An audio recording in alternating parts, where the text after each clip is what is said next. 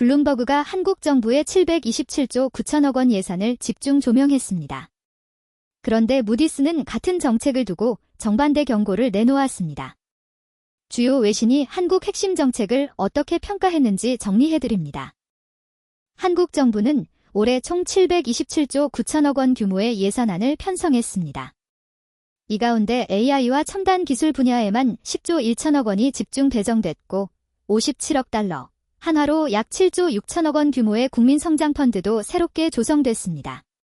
KD 글로벌 보도에 따르면 이번 예산은 반도체와 AI, 바이오 등 전략산업에 전례 없는 수준의 투자를 담고 있습니다. 미중 기술 패권 경쟁이 갈수록 심화되는 상황에서 한국 정부가 핵심 산업 주도권을 확보하기 위해 공격적 재정 전략을 선택한 것으로 분석됩니다. 먼저 블룸버그의 평가입니다.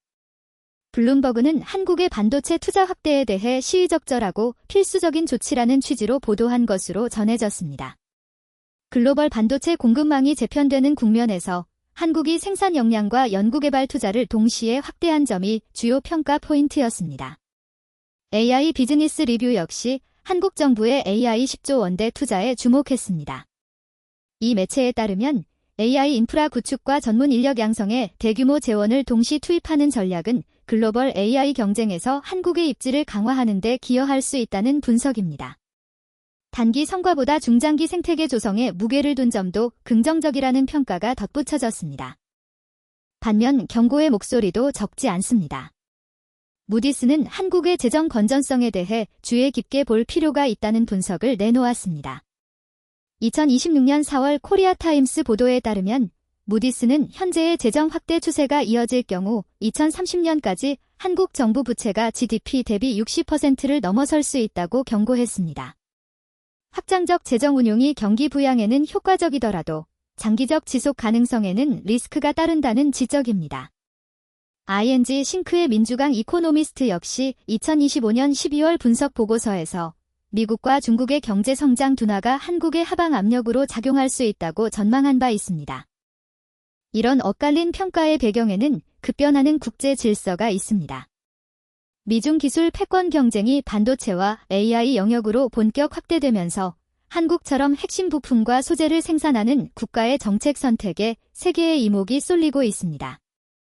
KIA, 즉 한미경제연구소는 한국의 대외 통상 전략이 단순 교역 확대를 넘어 경제 안보 차원으로 전환되고 있다고 분석했습니다. 알리안츠 역시 한국 수출 구조에서 반도체와 배터리 등 첨단 산업의 비중이 빠르게 높아지고 있는 점을 주목한 것으로 전해졌습니다. 대외 의존도가 높은 한국 경제의 체질이 바뀌고 있다는 평가입니다. 종합하면 외신의 시각은 낙관론과 신중론으로 뚜렷하게 갈립니다. 시티리서치는 한국 증시에 대해 가장 적극적인 전망을 내놓으며 KOSPI 목표치를 3,700으로 상향했습니다. 반도체와 AI 투자가 기업 실적 개선으로 이어질 것이라는 판단입니다. 반면 무디스와 ING 싱크는 재정 건전성과 글로벌 경기 둔화 리스크를 강조하며 보다 신중한 입장을 유지하고 있습니다.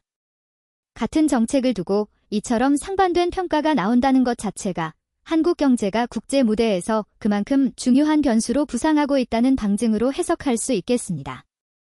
본 영상은 해외 보도 인용 정리이며 특정 정치적 주장을 담지 않습니다. 다음 편에서는 블룸버그와 IMF가 주목한 한국 국회 최근 법안 처리 상황을 정리해드리겠습니다. 세계가 지금 한국을 이렇게 본다. 호리병 TV였습니다.